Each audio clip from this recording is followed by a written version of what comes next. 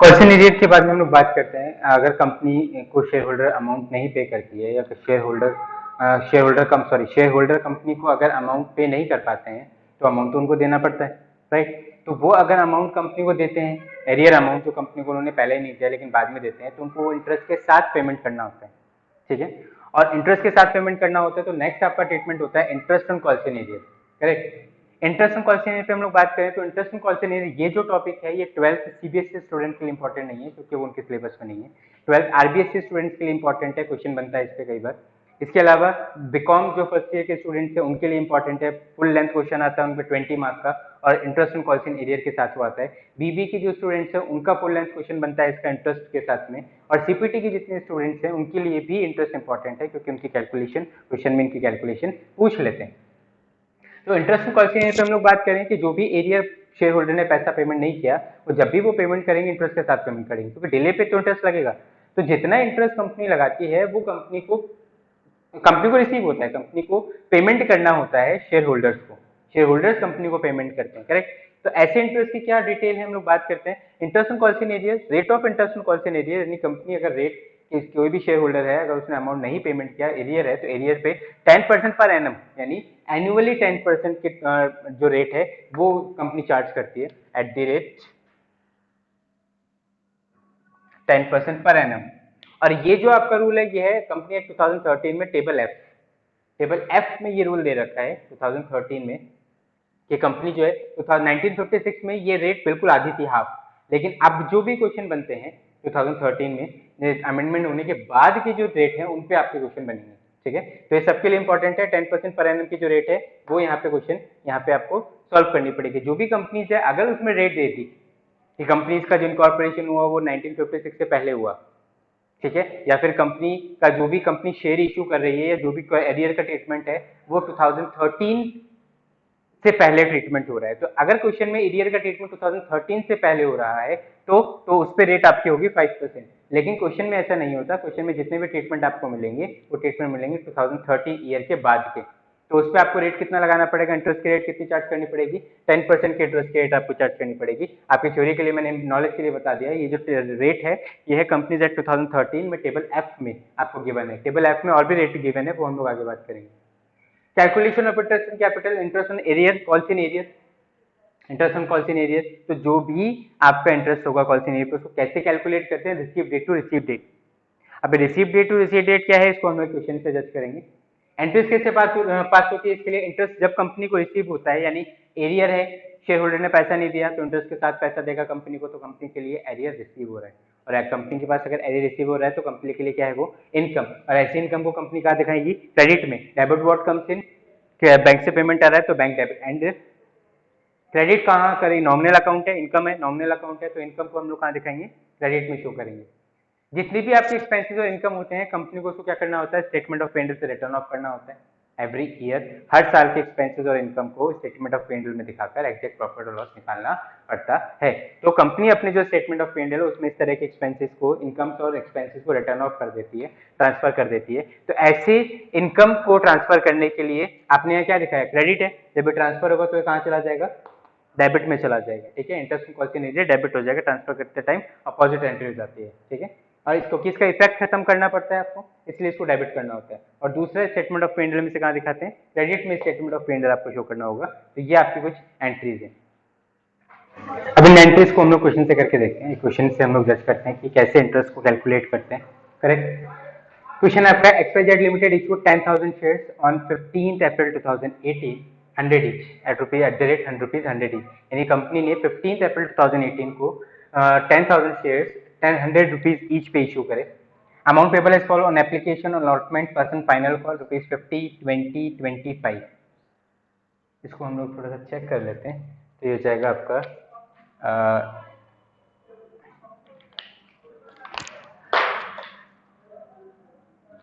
₹50 25 and 25,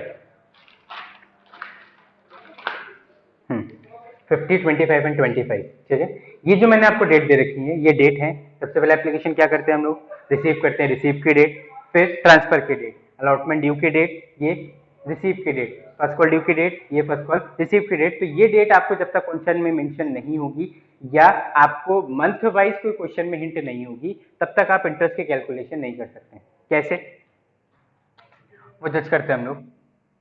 question को हम लोग आगे रीड करें तो all the amount due were received on allotment on due date, जितना भी अमाउंट था सारा ड्यू डेट पे रिसीव हो गया, एक्सेप्ट गिरीश, एक होल्डर है गिरीश, होल्ड्स 10,000 शेयर्स, उसने 1000, इसको हम लोग कर देते हैं 1000, गिरीश के पास 1000 शेयर्स है, fail to pay allotment money on due date, यानी जब अलॉटमेंट मनी मांगी ड्यू डेट पर तो उसने पैसा देने से मना कर दिया, ठीक है, fail to pay the due date, but paid this amount, कौन सा amount, arrear amount, with first and final call. लेकिन उसने क्या किया, ये जो अमाउंट था फर्स्ट एंड फाइनल कॉल जब रिसीव हो रही थी उस टाइम पे ये जो एरियर का अमाउंट है ये दे दिया, करेक्ट, अलॉटमेंट का जो अमाउंट था वो दे दिया। Pass necessary journal entries in the books of XYZ limited if company charge interest on calls in arrear according to table F, यानी क्वेश्चन ने आपको बता दिया कि इंटरेस्ट की कैलकुलेशन भी आपको यहाँ पे बतानी पड़ेगी अकॉर्डिंग टू टेबल एफ। तो टेबल एफ के according company interest on calls in arrear कितना चार्ज करती है, 10%। अब हम लोग बात करें एरियर, सबसे पहले एरियर पे बात करें तो एरियर किस पे है, एरियर है अलॉटमेंट मनी पे, ठीक है। तो कैसे हम लोग इसको एंट्रीज में देखेंगे वो देखते हैं। फर्स्ट एंट्री हम लोग बात करें तो डेट वाइज यहाँ पे आपको कैलकुलेशन करनी पड़ेगी। फर्स्ट एंट्री हम लोग कौन सी बनाते हैं, रिसीव करने की, और रिसीव कौन सी डेट पे हो रही है, 2018 के 15th of April 15। First entry जो हम लोग पास करें 2018 की अप्रैल 15 पे। रिसीव करने की एंट्री पास करें, बैंक से अमाउंट रिसीव करें तो एंट्री पास करेंगे bank account debit to share application account. Entry हमने बनाई bank account debit to share application account, कितना अमाउंट आएगा आपके पास में, 10,000 मल्टीप्लाई बाय 50, तो ये 5 लाख रुपीज कंपनी को रिसीव हो रहे हैं, करेक्ट, कितना अमाउंट रिसीव हो रहा है कंपनी को, 5 लाख रुपीज। सेकेंड एंट्री कौन सी होती है, इसको ट्रांसफर करने की, तो ट्रांसफर करने की डेट जून 1।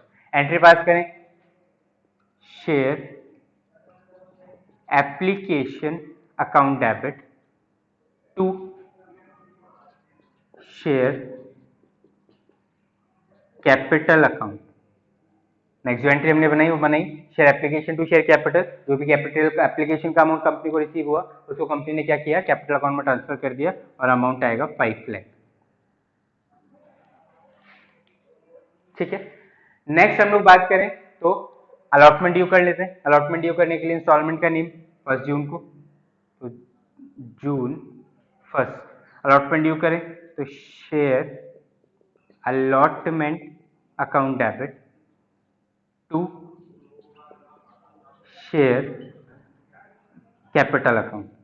कितना अलॉटमेंट ड्यू हो रहा है, ड्यू पूरा करेंगे, माना एरियर है लेकिन फिर भी हम लोगों ने बात की थी कल से ईयर में कंपनी ड्यू तो पूरा करती है, तो 10,000 मल्टीप्लाई बाय 25 रुपीज, तो ये हो गया 250,000,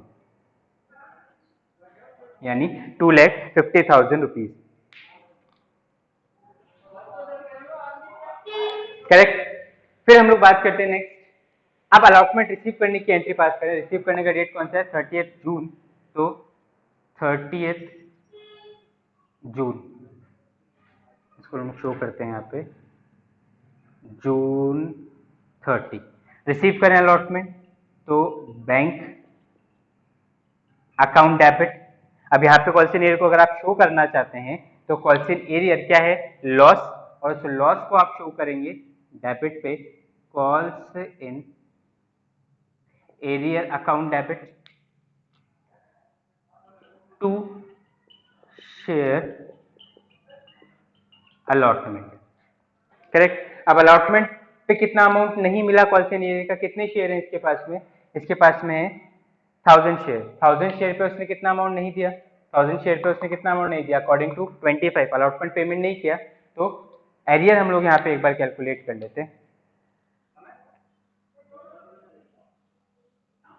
एरियर कैलकुलेट करें, 1000 शेयर उसके पास में है, अलॉटमेंट का अमाउंट 25, तो कितना अमाउंट नहीं मिला, 25,000 रुपीज कंपनी को नहीं मिलेंगे, ठीक है। तो एरियर का अमाउंट कितना हो गया, 25 25,000।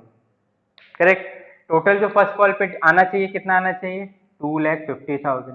तो जो 2,50,000 कंपनी को रिसीव होना चाहिए था उसमें से 25,000 रिसीव नहीं हुआ, तो कितना रिसीव होगा? ये हो जाएगा 2,25,000 रुपीज।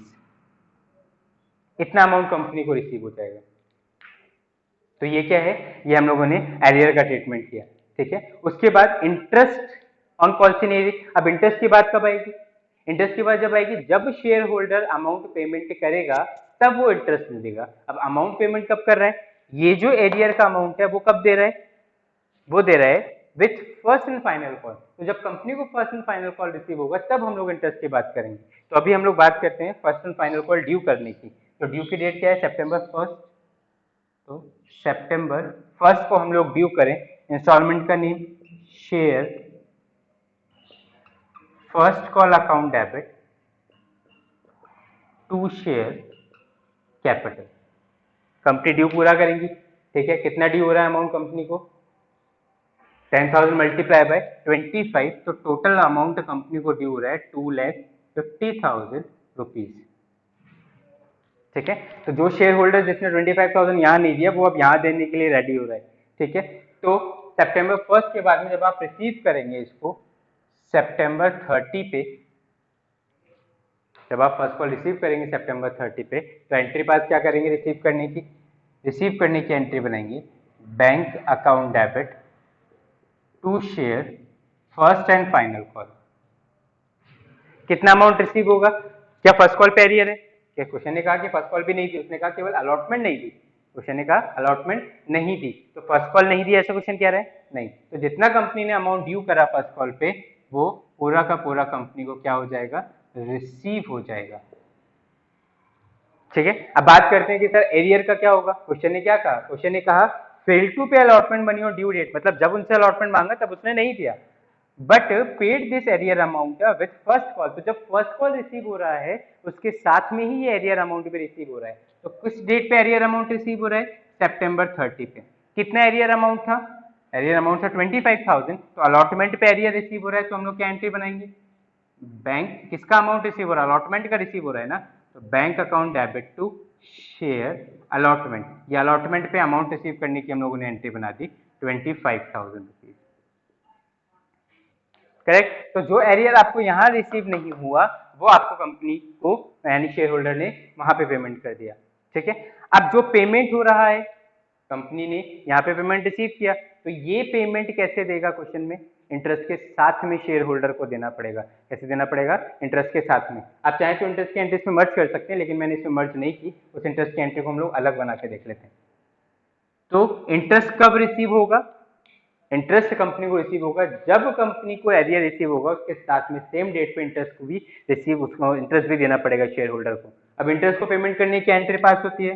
हम लोगों ने बात की थी इंटरेस्ट बिजनेस के लिए क्या है? इनकम, और अमाउंट रिसीव हो रहा है तो एंट्री बनाएंगे bank account debit to, short में लिख देता हूं, इंटरेस्ट ऑन कॉल्स इन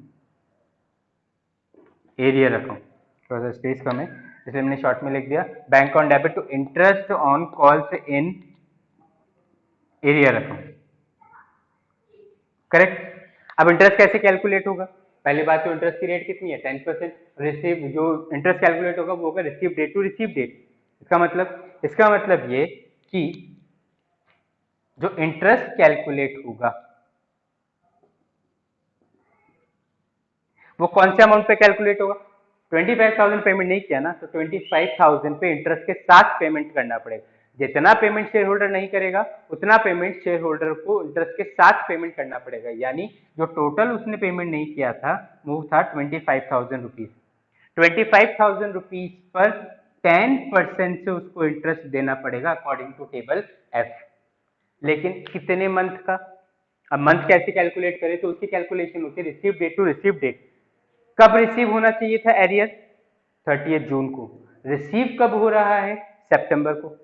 तो जून के बाद में जून तो गया, जुलाई, अगस्त, सितंबर। फिर से बता देता हूं, इंपॉर्टेंट प्रोविजन है ये, receive date to receive date. ठीक है। इंपॉर्टेंट पॉइंट है। Receive date to receive date कैसे, आपको 25,000 पे 10% से 10% कहाँ से आया, अकॉर्डिंग टू टेबल एफ। अब कैसे आप इसका अमाउंट कैलकुलेट करेंगे, receive date to receive date. Receive date कब है, एरियर कब रिसीव होना चाहिए, एरियर रिसीव होना चाहिए था 30 जून को, लेकिन रिसीव कब हो रहा है, पहली रिसीव डेट ये रही, दूसरी रिसीव डेट रिसीव कब हो रहा है, सितंबर में रिसीव हो रहा है। तो receive date to receive date यानी जून के बाद में जुलाई, अगस्त और सितंबर मंथ काउंट करेंगे, क्योंकि सितंबर 30 है, पूरा मंथ उसने लिया पेमेंट करने में, तो 3 मंथ का उसको इंटरेस्ट पेमेंट करना पड़ेगा। करेक्ट, तो ये इंपॉर्टेंट प्रोपोर्शन है और इस एंट्री का मार्क भी ज्यादा होगा। तो यहां पर जो आपने कैलकुलेशन की वो कैसे की, वो कि आपने 3 मंथ का इंटरेस्ट आपको देना होगा कितने पे,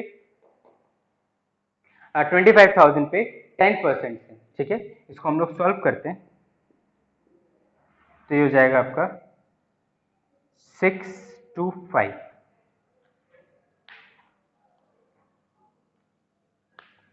ये अमाउंट आ जाएगा 625 रुपीज,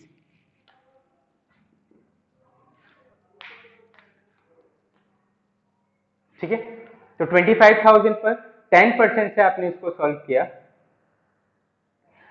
3 मंथ के लिए, 3/12,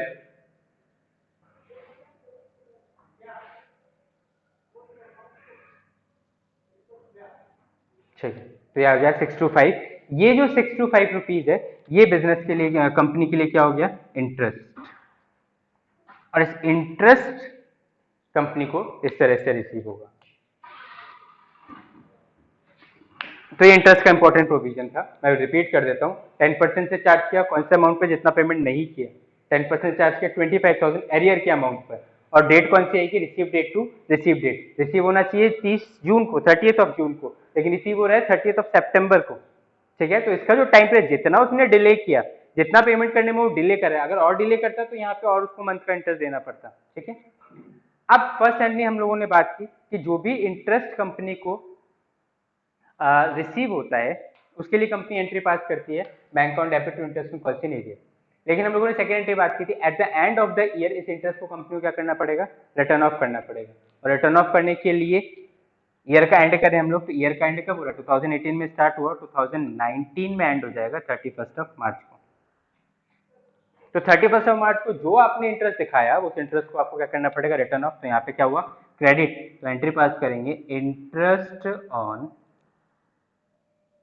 calls in arrear account debit